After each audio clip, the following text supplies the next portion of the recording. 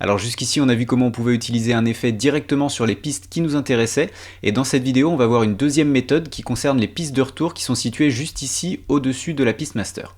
Alors plutôt que de vous expliquer la théorie toute seule et que ça vous paraisse abstrait, je vous ai préparé plusieurs cas de figure qui vont venir illustrer le propos. Dans un premier temps, je vous propose d'écouter le sample avec lequel on va travailler et ensuite je vous montre les différentes façons d'appliquer un effet. Frozen people all around.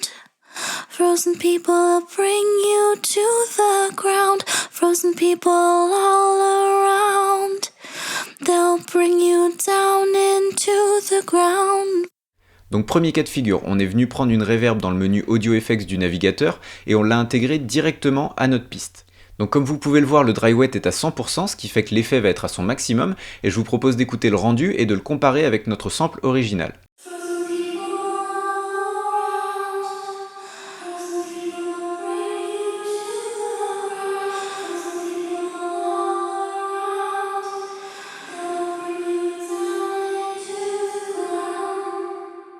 Donc on voit bien que notre son initial est complètement transformé, il baigne dans la reverb, et du coup il perd tout son impact. Et c'est là où intervient l'alternative de l'utilisation des pistes de retour. Alors pour les utiliser, c'est très simple, vous allez venir prendre votre effet comme d'habitude, sauf qu'au lieu de le glisser dans votre piste audio, vous allez le glisser dans une piste de retour. Donc on voit qu'il apparaît dans la fenêtre d'effet.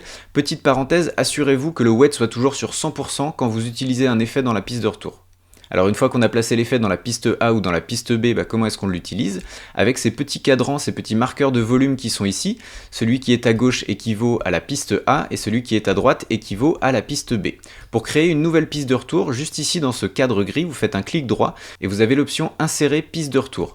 Quand vous cliquez, vous voyez qu'il y a une piste C qui se crée et un nouveau petit module de volume ici. Alors pour info, on peut aller jusqu'à la lettre L, ce qui équivaut à 12 pistes de retour disponibles simultanément. Alors comme vous pouvez le voir, le fonctionnement de la piste de retour, c'est qu'on isole l'effet, on lui donne une piste attitrée, et on va venir le rajouter à notre son de base via ce contrôle de volume. Et donc du coup, on va pas transformer notre son de base, on va venir rajouter une reverb en l'occurrence ici à notre son de base. Donc ça a vraiment un impact très différent sur le son, et je vous fais écouter tout de suite la différence entre ce qu'on a vu quand on mettait l'effet directement sur notre piste et avec cette méthode-là. Frozen people all around. Frozen people all around.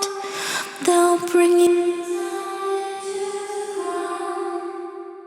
Donc comme on peut le voir ici, on conserve l'impact de notre signal brut, de notre son de base, et on vient juste rajouter un effet par-dessus. Et donc là vous allez me dire, bah oui, mais si on veut avoir la même chose en intégrant un effet directement à notre piste, on a juste à venir ajuster le dry wet à 50%, comme ça on aura 50% du signal brut de notre son de base et 50% de notre effet.